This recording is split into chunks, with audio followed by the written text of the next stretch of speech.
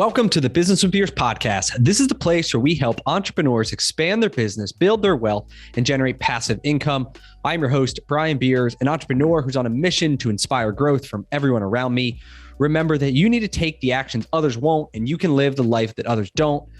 Please be sure to check out my weekly newsletter that now drops every Thursday. It includes one quote, one tweet, one podcast recommendation, plus some business and investing insight from me. It's short and it's sweet. My goal is to provide you with just a couple gold nuggets to help inspire your growth. Go to brianbeers.com to subscribe.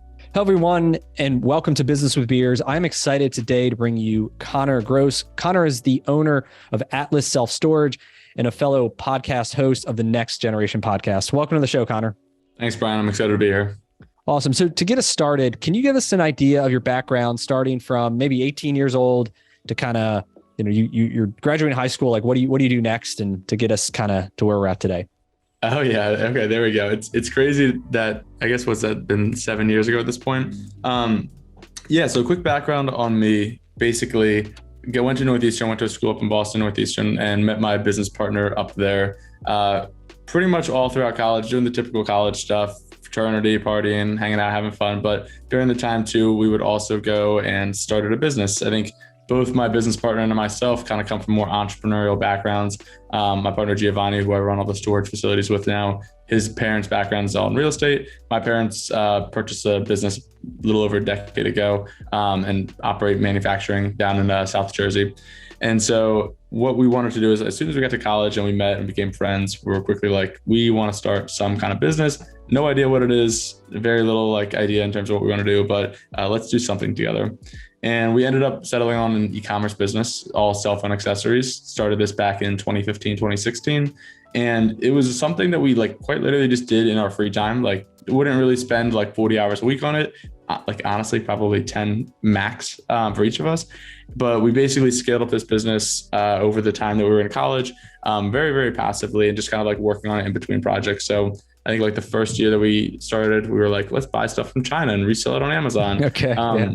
And we do 30 grand in sales or whatever, like something very small amount. The next year we're let's just do more of that and maybe spend a little bit more time. And we did 150,000 in sales. And then the school that we were at there is a co-op school. So you can kind of work for yourself. Technically you're supposed to work for another company for 6 months. We convinced them to let us go and work for ourselves for a full 6-month period. And during that time, we're okay, let's treat this like a business and see what we can do with it. And we were able to scale it up from 150 in sales, I think in 2017, whatever that year was, to we did 850,000 in sales. And that was going full time on it for a 4 to 6 month period. And so we're oh, cool, this is fun. Let's just go back to classes now and kind of finish up college, and then we'll figure out something else. And that last year, before we ended up leaving the business, I think we did about 1.2 million in sales or something. Again, just 10 hours a week, kind of back to that schedule. So we had this whole conversation before we were getting ready to graduate. We're what are we going to do with this thing? It's at the point where neither of us really want to be operating a business that's 100% dependent on Amazon. Yeah. And it's is there room to scale? I guess we've never tried retail. Maybe we can try that. We've never really tried running a bunch of Facebook ads and building out our store that way. Maybe we can try that. But at this point, we're 4 years into the business, and we were just it's just not fun. It's not what we want to be doing with our time anymore. And I think when you think about how can you maximize the value of your time, whether it's in a short time horizon or a long time horizon, we're we could probably do things that would pay us more over a 10-year period. So we decided to sell the business, listed the business for sale, whole story around that. Ended can get into that if you want to, but otherwise to cut the long story short, basically sold the business, money hit the bank account. I want to say February 15th of 2020. So then the word COVID as the wire was coming in also came up for the first day. Right. And I was that's probably nothing. And so money hit the bank account. And so we had an interesting senior year, kind of right before graduating. Graduated, and then to kind of give a quick synopsis of the last 2 years, because I know I'm rambling now at this point, but took a year off, just kind of trying a bunch of different projects and things. Started a couple other businesses in the meantime that are still operating, just not our main thing right now. And then the main thing that we're doing at this point is taking some of the cash from the sale and a few other spots and trying to go and reinvest it into self-storage down in Texas. Okay. So a few questions, just curious. So on that 1.2 year in sales, how much were you netting? I was about 20% margins. Yep. Okay. And then what'd you sell for? Can't disclose the actual price. Can say seven figures. Okay. But yeah. Cool. It's unfortunately the fun part of the contract. Yep. And I'm trying to not have any lawsuits. Yep. No, all good. Yep. So, but yeah, I mean, it's pretty cool though that just, that business model, right? You and a friend can start it in your your college dorms and scale it up to, 7-figure business exit, not just sales, but money in the bank, like you said, that then you can turn and invest in real estate and invest in all these other things. So, and I do think too, on that point, that we were kind of jamming before this about like who's listening to this podcast and how it can be more relatable and that kind of stuff. I think one thing that I personally have gotten a lot of value out of that I think some people should try more often is this idea of like moonlighting or like trying different projects, whether it's in college. And it doesn't sound like you have a lot of like college listeners, but more specifically, if somebody's like on a W-2 or working at a job right now, what for me sucks more than anything is going all in on something and having to go and wait 1, 2, 3, 4 years for it to really go and pay off and have no income during that time. For me, like that's a really stressful thing. And emotionally, I just can't deal with it. Candidly, even if I have like a lot of money in the bank or whatever, like it just, I hate seeing the burn. And so what I have always found to be really enjoyable, and this is kind of why I wanted to add in like how many hours I was working when I was in college, is like college is my main thing. If I lost money during college, like that would be fine because like that's what the typical college student does, right? They go into debt. But the fact is like I kind of had this like main occupation that I was doing for a little bit and like spending time like getting this other business off the ground and starting to work on it. And I think for a lot of people, when you go and make the jump to full-time entrepreneurship, like it's easy to say out loud, hey, I'm okay not getting paid for a year, but it's a totally another thing to do it and like actually have 365 days of just expenses and no income going by. And so I do think if somebody's listening to this right now and it's like, damn, I want to go and like get out of the corporate world and find a way to go and like start running my own business, I think one of the smartest things you can do is try to go and start something or buy something on the side and like spend those 10 to 15 hours a week really working on it until you're at the point where like, even if you can only pay for like a quarter or half of your salary before making the jump, it makes it so much easier. Yep. Yeah. You're like de-risking the jump, right? When you kind of, because there's all these things you don't know and you can read all these books, but until you actually do it, you don't know what it's like. Yeah, so 100%. And logic wise too. So, okay, this is the part I actually skipped over the story. When we sold the business and I graduated school, I was like, real estate wasn't even on our minds at that point. Yep. So I was like, I have no idea what I want to do. I was like, all my friends are getting jobs. I was like, maybe I'll just go get a job. I was like, I'm just going to do this. I'm going to work for some guy that I worked for earlier in college. I think he's a really sharp marketing guy. And I'm going to work in the software space. And I'm going to work in the e-commerce space. And like, that's something that I really like to do. And the entire focus of it was around learning, right? And so I was there for like 7 or 8 months and I learned a ton around copywriting, how to go and do demand generation, how to go and do marketing, all of that kind of stuff. But I got there 7 months in, I was like, okay, 1, I don't really think I'm learning that much anymore. 2, like, I like the idea of getting paid, but like, let me think about this logically. I literally sat down and it was like, how much money do I have? How much money am I getting paid? And et cetera. And I was like, it would take 15 years of my current salary to go and make up what I already have in savings. I was like, that makes no sense. And I was like, let's do the reverse math. How much do I spend on a monthly basis? And how much money do I have? I was like, if I don't change how much I spend, I've got 20 years. I was like, I'm so fine to like leave this job and do something else.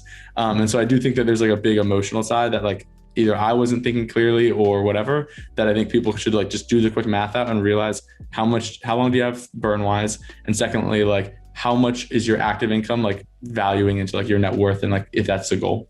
Yep.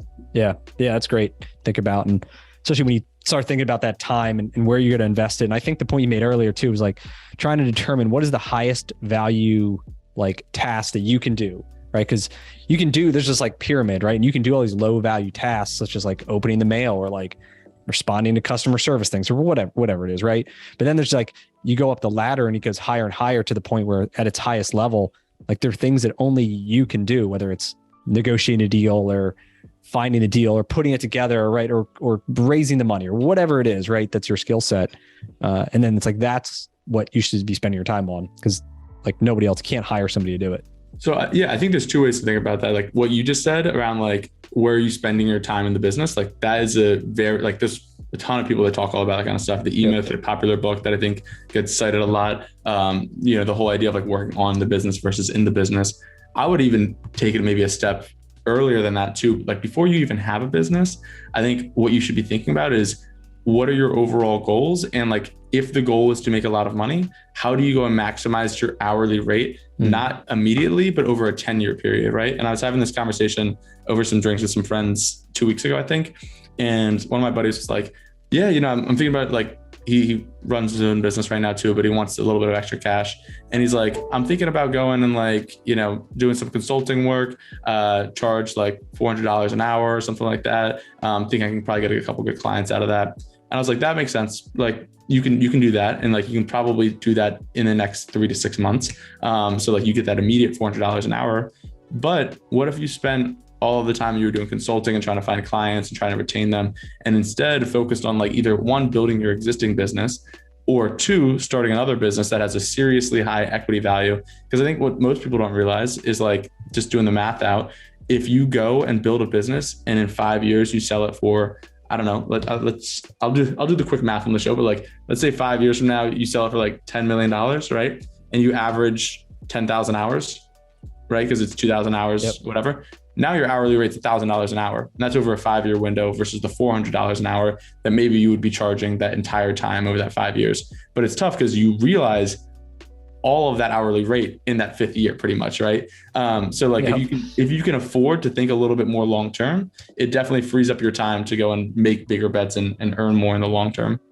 Yeah. Yeah. That's a good point. Yeah, and trying to think about it like you're playing chess here with these moves rather than just like the checkers, which is like, we just hop over the next one in these round generic circles versus, all the strategy that's involved, and trying to say, hey, what's the big plan? And then how do I back into it? Totally. To what moves do I have to make today to line it up to hit these goals? And then, along the way, what's that math look like? Even for us in my business, like we have, say 30 locations now, and like we could probably get to 50 to 60. And like, I would work the same exact number of hours, right? Because we have like the team built out. And then once we're at 60, we could probably go to 100. And like, I'd still work the same number of hours, right? So then, because as you build a business, right, you can build that infrastructure on top of it. And as the owner, like you get a huge return on your time because you're leveraging it through like other people and the systems and just like everything that you've taken years or if not a decade to build. Now you can just multiply it like over and over again. Totally. So, and I think the one thing I would say on that, and I know this is a business podcast, so like the goal is always to like any business podcast, the goal is just bigger, right? More money, more profit, whatever. The one thing I will caveat with this, and this is more how I think about this kind of stuff personally, is like, it's really important to set like what you don't want your goals to be as well when you're trying to go and grow these businesses. Like I journal and try to like do a lot of self-reflection pretty often. And a lot of what I will write about is like, I think I probably have the means where if I, whether it's the network, the capability, the ability to hire, things like that, to go out and try to buy like 40 properties next year. If I want to raise capital, if I want to play that game, if I want to go down that whole rabbit hole. What I wrote down is I was like, what happens if I do that? Like, okay, probably going to be crazy stress, probably going to be on call to these investors 24/7, probably going to be like needing to go like totally change my lifestyle where like I'm going to a concert tonight. I probably couldn't go out to a concert on Thursday night because I'd probably have like early meetings Friday morning, or like if I want to go and travel for 2 weeks and not really answer to anybody, like I couldn't do that. And so I do think that as you grow the business, I think sounds like, you were on our podcast, so it sounds like you've built out really good operations and procedures. That way you're not the bottleneck for a lot of this stuff. But I do think you have to be conscious around like, what are you willing to give up to get to those goals? And what are you not willing to give up? And for me, like, I want to be like very intentional about that. Yeah. A lot of it is like this lifestyle by design concept, whether it's Vivid Vision with Cameron Harold or like whatever, which is, what do you want your life to look like? Number one. And then B, how do you design or build a business that supports that lifestyle versus living a life that supports the business. Right. But then even to your point, like I would argue if it was me that's saying, hey, I'm going to raise all this money, but then I'm going to sacrifice X amount of payroll dollars to like put multiple layers in between. Like I'm going to hire an investor relations guy who's going to handle all those calls. Like, and I'm going to design the business that allows me to then go to Europe for 2 weeks or do this stuff. Right. Like, but then it's at the end of the day, what goal are you trying to achieve? If you could achieve that lifestyle goal on a much leaner, simpler model, like simple is always better, right? Than having to build out this crazy infrastructure if you could do it in 3 steps instead of 100 steps.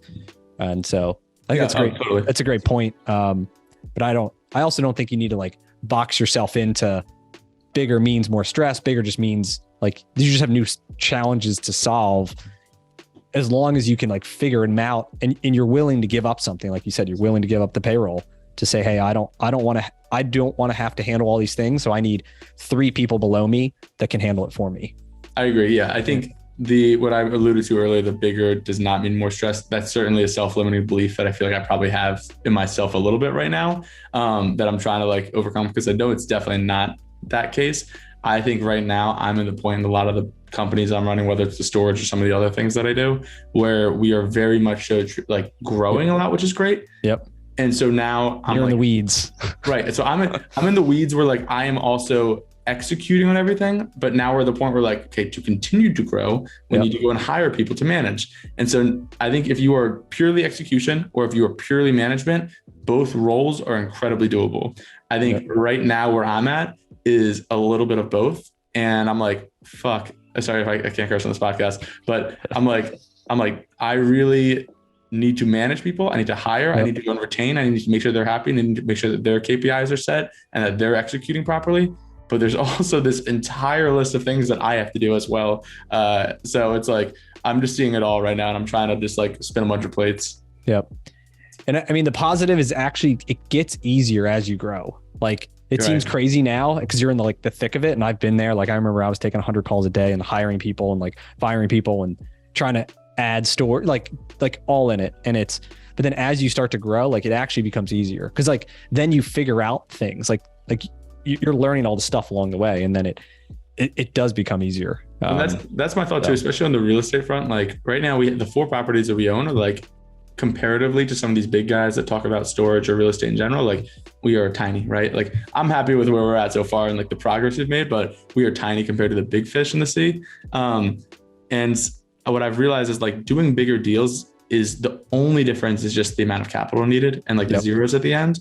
And so what I'm realizing is like, as we kind of go throughout a lot of this process, if we can go and hire somebody who's like a boots on the ground individual who's not just going by for like 5 or 10 hours a week, but like can be there for 20 hours, great. Now we can get more reliable talent and not have to deal with personnel issues. And we can bring in a back office person to manage all of those people as well, because we have more cash flow spitting out. So definitely going up market in that department is something we're really trying to focus on next year. Yeah. And the bigger deals are easier sometimes to do. Like it's easier for us to go and buy a whole group of stores than it is to buy a single store. Like it's literally the exact same process. It's just, the price is different. So maybe the number of pages I have to sign, but like you have to negotiate, you have to do diligence, you have to invest, like you got to get people onboarded. Like it's all the same. Yeah. It's just, there's a great book by Steve Sorcherman called What It Takes. Blackstone guy, right? Yeah. BlackRock, Blackstone, whatever. Check that out. Cause that's what the whole book's about, is like, it takes the same time, effort, and energy to do a small deal as it is a big deal. So what's like, it called? Whatever it takes, what it takes. Yeah, What It Takes, I believe. Cool.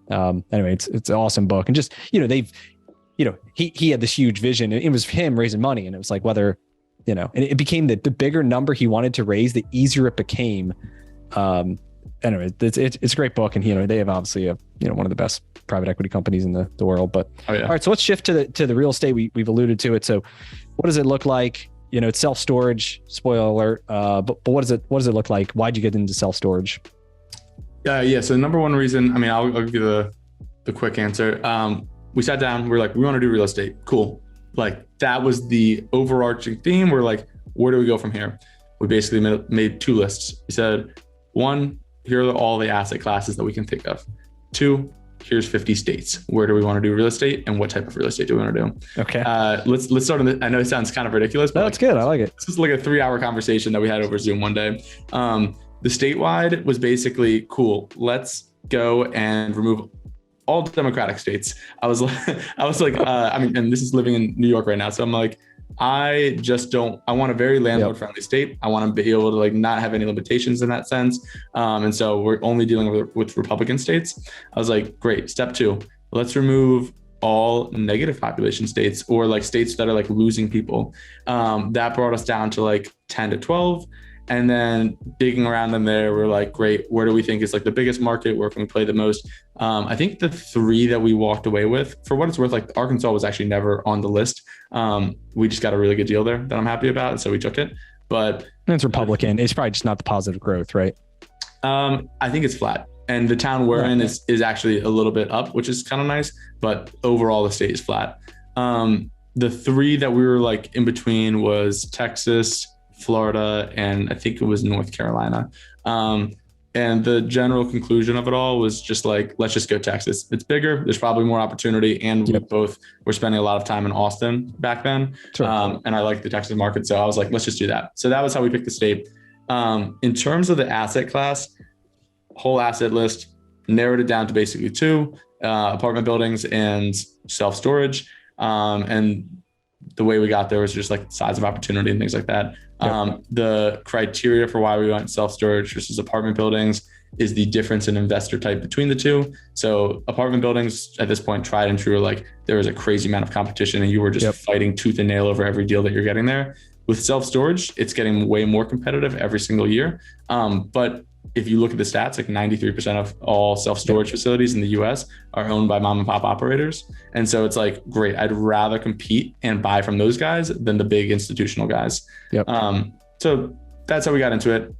In terms of, I think probably for the sake of time, like I'll give you the high level numbers on the portfolio and then kind of walk through the first deal. And that's been the most like fleshed out at this point. That'd be awesome. Cool. So like right now, 4 facilities, 2 in the Dallas-Fort Worth area, 1 over in West Texas, and then 1 over in Arkansas.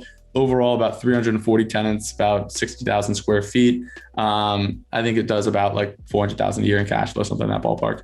And so at this point, I'll walk you through the first, I take that back. 400,000 a year in revenue, not cash flow. Okay. Big difference, sorry. Yeah.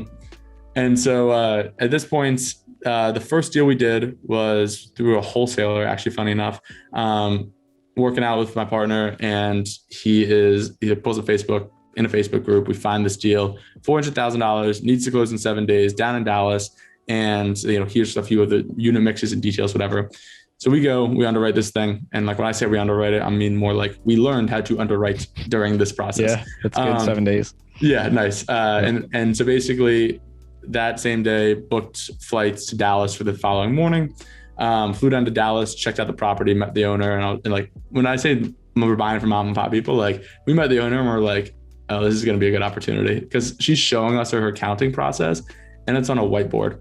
And I was like, there might be some opportunities to go and improve this facility. She's like, we've got 70 units, or I think it was 68 units, something like that. Okay. She's like, we've got 68 units. I use 5 of them. 7 have been broken for the last year. And like, here's what I charge for rent. And I'm looking at like all the competitors in the area and they're all charging like double for rent. And I was like, when's the last time you raised rent? She's like, I would never do that to my tenants. She's like, we're like family. I was like, okay, amazing. I was like, awesome. I love to hear that. So anyway, so we closed on this thing, but how much was it making? How much was the cash on then? Like almost nothing then, like 20 grand, 30 grand, something like that. Yeah, I'll just use revenue numbers because her cash flow numbers are weird, just given like taxes and the insurance she had. So they were making like $4,000 a month. In revenue. Okay. Yep. So their sales and their revenue was $4,000 a month. Now that the same facility is making, close to $9,000 a month. And I think in the next 2 to 3 months, because we just had to evict the last batch of people from even a year ago, which is crazy how long that process took because of a bunch of random issues. We should be able to get it to like 11,000, which I think will be really exciting. So anyway, so we bought it though. We had to pay all cash just because it was such a wholesaler. It was a wholesaler and it was a 7-day close. So that part we were like, all right, like this is our first deal. And I will say crazy nervous to do the first deal. Like I think real estate's one of those games where just like, don't do a bad deal, but try to get into it as quickly as you can, because it almost makes you feel like you're a part of a club afterwards, where like you understand it and now you're a part of it and now you feel the confidence to go and underwrite a lot of these things. Like so much of this game is emotion based.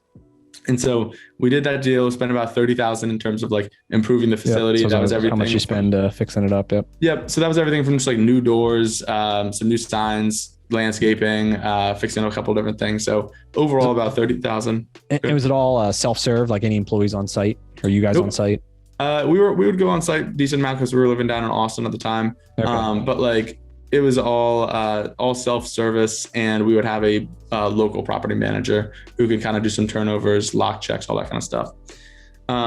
So anyway, so we did that. And then the latest update on it is really, we just did a full cash out refinance 2 weeks ago. We bought it for 400, it appraised for 1.25, and we wanted to be conservative on the debt coverage. So we pulled out, I think it was 504, 502, something like that. So we got all our money out, all the CapEx money out, and some on top of that, which was really exciting. And that to me is like exactly how I would have wanted the deal to go. And looking back on it now, I was like, this is amazing. And when did you buy that? What year? September 7th. So it's a year, so 55 weeks. It's been a year. Yeah. Basically, 2021. Yep. Okay. That's awesome. So yeah, then you go ahead and it's pretty cool. So you're gonna, you take your cash, right? You fix it up. A year later, you got all your money back. So you have like an infinite return, right? But now you got 500K to go like redeploy and like hopefully do the same thing, right? And you just like, it's like the Burr strategy or whatever, but like you're like rinse and repeat it. And now you got this thing that's cash flowing, I don't, a couple grand a month, and you can continue to kind of and paying down debt every month as well. So yeah, that's my exact thought. And I think from our standpoint too, at this point, like what's cool is like it's all tax free, right? Because it's technically debt. So that part's pretty fantastic. And I think from our strategy, I don't know where we're going to be looking to go with this next. I think part of us wants to do much bigger deals. The other piece of me is like, we probably need more access to capital. And I was like, and if we want to go build up the team and really do all of that, I think all roads, every time we have these conversations, leads to doing more of like the real estate private equity game. And so probably something we'll probably try to start raising for next year to do some of those kind of deals. But that's roughly where my mindset's at with it all. I want to keep on doing this same exact strategy for the next 4 to 5 years. Yeah. Well, you could do it, man. I mean, you seem pretty sharp. I mean, your numbers, like, and self-storage is a resist. I've invested in them because I've got guys who, doing the same thing. And it's like, they get the whole plan. It's, you go in, you add technology, which I'm sure, you're good with, like the marketing, the lead gen, you fill it up, like, on-demand pricing through all these crazy things. Like, I mean, it seems like a good fit. And then you get a track record, you raise a couple money through private, JV deals. And then, you syndicate once you've got now then a track record with investors at a small scale. And so, that's my thought. I think, the other piece I'll leave with the audience too, of why I've been liking self-storage stuff, is out of the 4 properties we've bought, none of them had a website. Only one of the 4 had a Google listing. So I was like, how are people finding out about y'all? Just drive by in there. They're just like drive-bys and yellow pages. And I was like, right on. All of the phone numbers for all 4 of the facilities that were on the side of the building were the owner's cell phone number. And so like when you see stuff like this, you're just like, there's opportunity. Like there's a lot of opportunity here. And how much work does it take, like boots on the ground, to do it? Like you're in New York. Where does your partner live? Rhode Island, but he's going to be down in Texas for the next couple months. So he's going to move to because it seems like, to me, the scariest part is like, I, got whatever, a couple $1 million deployed in these like halfway across the country. And like, I don't know, not being physically close is like, that's the scary part for me. So I don't know. How do you handle that? Cameras and weekly property reports. Honestly, okay. I was interviewing somebody yesterday, and she was like, so the property management role is remote? I was like, yep. Like, cause we're hiring someone in-house to manage the local guys. She's like, what happens if there's like a fire? And I was like, same thing that would happen if we were there. I was like, still calling the cops, still filing a report with insurance companies, still going to have somebody go by and take photos. Like if there's a fire, there's nothing I can do anyway if I'm there. I was like, so yeah. Okay. So what's the property management company do then? Like for you, they're going on saying like cutting the grass or like whatever. Everything's in-house. Yeah. So I don't hire an external company. I just hire like individuals and we manage them in-house. And who live in the market. Yeah, exactly. So we'll just talk to them over Zoom. Exactly. Yeah. We'll call them weekly, send them task lists. They're purely execution based. And so they'll go through, hey, turnover units 47, 69, and 42. Make sure to go and add a new disc lock on unit 2. Oh, tenant said that her door's giving her some issues. Here's her number, give her a call, meet her on site, get some WD-40 if the door's banged up, call this vendor and come in and actually just replace the door. Things like that. Okay. And can you have one guy to manage a couple of them, or are they all spread out right now? So we finally have now one in both Dallas and Fort Worth. So we have one person who's doing both now. So that's been great. I've loved that so much more. Yeah. And then as you grow, you continue to build like in that geographic area. Now like that payroll cost gets diluted even further That's our exact goal. Yep. So cool, man. Well, it sounds like, you got a cool history here. You start with the econ business, you build that up, you make some money. Now you're deploying to real estate and like kind of got this flywheel going. So I mean, cool, inspiring story. Like I said, for anybody who's looking to kind of make that jump into entrepreneurship, there's lots of different paths to do it. And, yours is a good one. I think other people could do if they put the work in and they wanted it. So yeah, it's been a ton of fun. I'm excited to see where it goes over the next couple of years. Cool. So where can people connect? And I know you got your podcast. Like, where can they connect if they want to learn more about you and what you're doing? And honestly, two best places. One, podcast, if you're interested in stuff like this or like what I said today, we talk about that a lot. And I mean, you were even on it too, so we got to jam. That episode's live now. Just called the Next Generation Podcast. And in terms of stuff I'm writing, I probably put out more daily content over at Twitter, just at C_GRO. Yep. Cool. All right. Well, thanks again for coming on and sharing your story. It's been a lot of fun. Thanks, Brian. Really enjoyed it, man. I'll see you. That's all we got for this episode with the Business with Beers podcast. One thing that would really help both us and other new potential listeners is to rate the show and leave a comment in iTunes, Stitcher, wherever you listen. Also, make sure to link up with me on your preferred social media platforms, LinkedIn, Instagram, Twitter, Facebook. You can find all my links at brianbeers.com. Please just share the podcast with anyone who you think might enjoy it. And until next time, remember to take the actions others won't, to live the life that others don't.